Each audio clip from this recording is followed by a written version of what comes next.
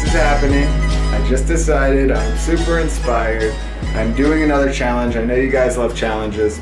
And my brother and I have been traveling for a while now. We've been doing a show for MTV International, and we filmed 17 episodes in the last 6 months. It was 14 cities, 6 countries, straight madness, adapting to the road. A lot of fun, but I did daydream a little bit about just having my life back, kind of being in this kitchen with, my ingredients, all my pots and pans, cooking up a storm.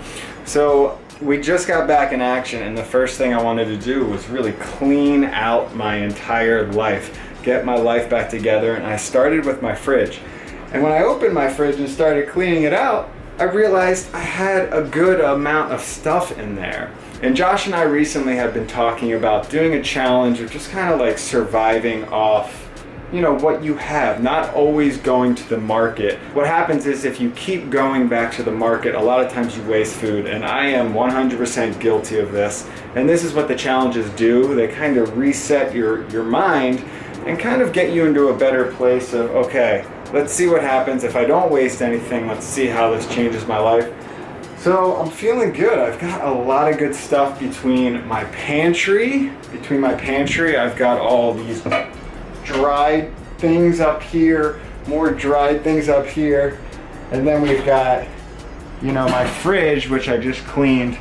So I'm gonna get a little weird with it and see where this thing takes me, almost like a zombie apocalypse style thing. How far can I take it if the market's just shut down, no go? Let's see where this takes me. Okay, I just cleaned the entire fridge and I'm feeling great about it, and I've got some good stuff to work with. I did go to the market maybe 3 days ago. So right here on this middle row, I've already made some things, so I'll probably eat those in the next day or two. And I'm also cooking for my fiance, so remember, this is a good amount of food, but it's all for 2 people.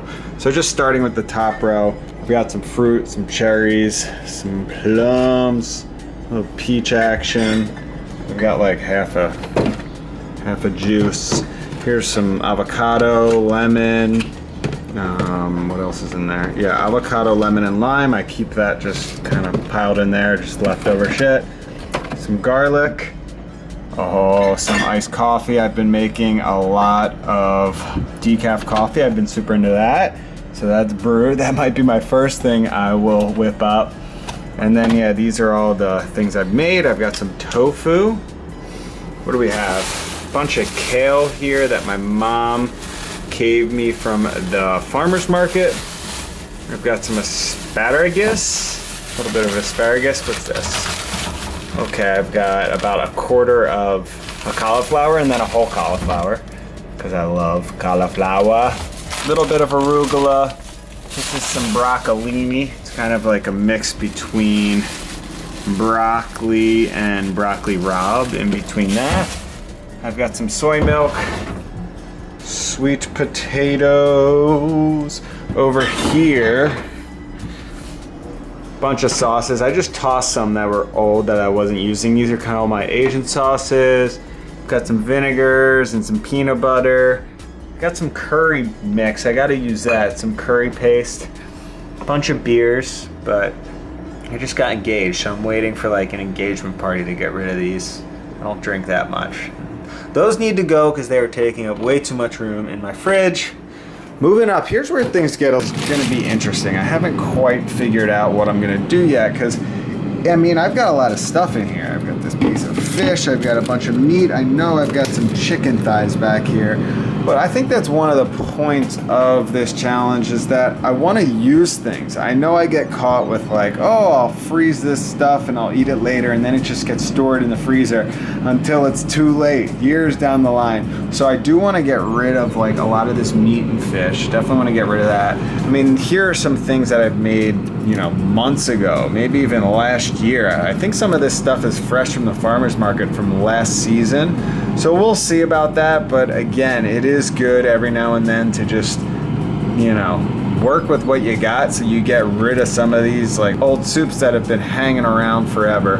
But I do have a bunch of frozen fruit. I'm sure I'll use that. Watermelon, pineapple, banana. I've got some of these veggie burgers. They're delicious. Again, I've got some fish. What is this? Mahi filet. I've got some beef, and I've got some chicken thigh back there. All great stuff. Moving over to, so over here I've got a bunch of good stuff, you know, oats and rice and basically survival stuff. I can live off these things for a while. The issue is definitely the fresh stuff. I've got plenty of, you know, I'm not going to use all of these grains, but there are plenty of them to choose from. And I always just have grains like this hanging around. So we'll see what I'll use, but I really want to get rid of the stuff that's in my pantry. The pantry is where things just build up and shit gets crazy. I mean, look at this. It is time to clear it out. Bunch of spices down here, but then I've got pastas and what is this? Little shrimp, dried shrimp. I've got, oh my God, just endless stuff. I just gotta use it. I got almond milk, more grains up there. This is my canned section, coconut milk, plenty of stuff to work with. But again, the whole idea is this is kind of like, it's like spring cleaning, spring eating, spring cooking. It's a new term, we're gonna call it spring cooking. So basically I am cooking what I have so I can, you know, get new stuff and work with a clean slate rather than just throwing stuff back here, letting it pile up, which is where we're at right now. Time for some spring cooking, even though it's summer. One thing I have been meaning to do, which you can see I started right here, is just slice up some fruit that was kind of on its way out. In the summer, I buy a ton of fruit, and sometimes, you know, you let it go a little too long. But the truth is, it might not be delicious to eat like straight up because of the texture. It might be overripe and mushy, but most likely the flavor is actually super developed, super sweet, and really intense. So I like to just slice it up and freeze it, and then I can use it for smoothies and it's still gonna be delicious and you don't have to worry about the texture. So I've got some mango here. Mango season is just about over. But then I've got a bunch of things, like you can see this peach right here has got some serious bruising in it. I've got some plums that are old, but I think the flavor will be still good. And these nectarines, again, look at that. Like, it's just not firm, but delicious stuff on the inside. So I'm just gonna cut it up, lay it out flat so they don't clump together, and then freeze it. And here you go, here's the overripe fruit. And the most important part, like I said, is just make sure you lay it out flat, because when you cut it up like this, there's a lot of moisture, and if two things are sticking together, when they freeze together, which is a mistake I've made many times. So once you lay it out flat on some sort of parchment, then you just cover it with plastic wrap, freeze it until you get these individual chunks, and then you can bag it all together to save room. Boom! I just found this hidden, I don't really know what it is. I think it's a cod fillet from, I don't know, a few months ago. I'm gonna throw that into the fridge because I want it to defrost and I'll probably cook it tomorrow. Delicious. All right, the first official thing I'm gonna be making on this challenge is some iced coffee, which is something I've been super into. I never thought I would get into it, but I realized that decaf coffee is just as delicious without the crazy caffeine kick. I'm a tea guy. I can handle the tea caffeine, and I cannot handle the coffee caffeine. And I found that when I would get a coffee, I'd take a few sips and it was just too much for me. So I went to tea, but in the summer, I want something cooler, and I don't know, iced tea isn't my thing, so this has really been working great for me. Decaf iced coffee, I just kind of brew it up and then put it in the fridge. And then I'm gonna hit it with some of this soy milk, just for a little afternoon delight. Ugh, there's nothing better.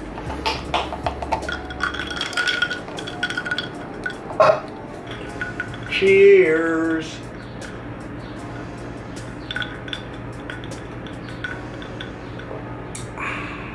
Yummy. I do find It's very similar, decaf coffee, very similar caffeine levels to like a green tea. You can drink the whole thing. You at least get some type of reward, something to keep you coming back, but I don't get crazy jittery and, you know, coffee high, so good stuff.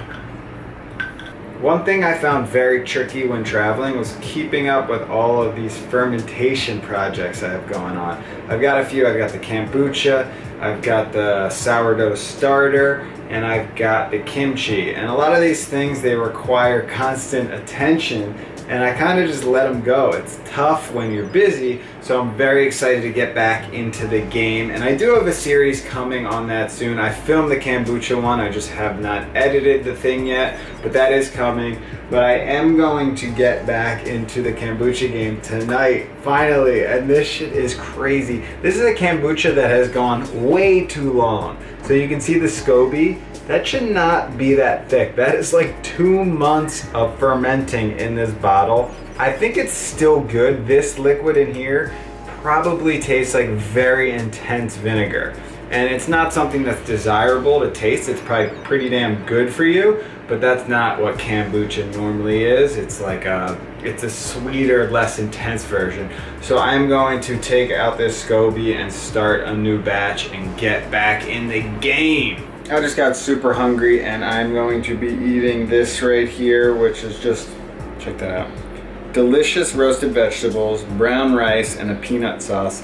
And we've been doing this Thrillist collaboration on Facebook Live. If you haven't seen it, check it out. You can still watch all of them on the Thrillist channel. Just go to the videos. But today we did how to prep for basically traveling, like how to prep for plane rides, which is something we love to do. The Brothers Green, we come fully stocked on these travel trips, and that's one thing that I had to learn throughout my traveling experiences.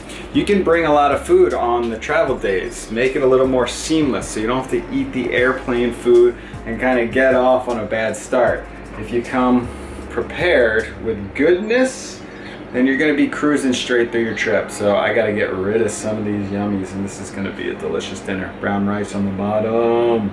A little dinner with some chef's table. Glorious series on Netflix. You guys gotta watch this. If you haven't seen Chef's Table, game changing.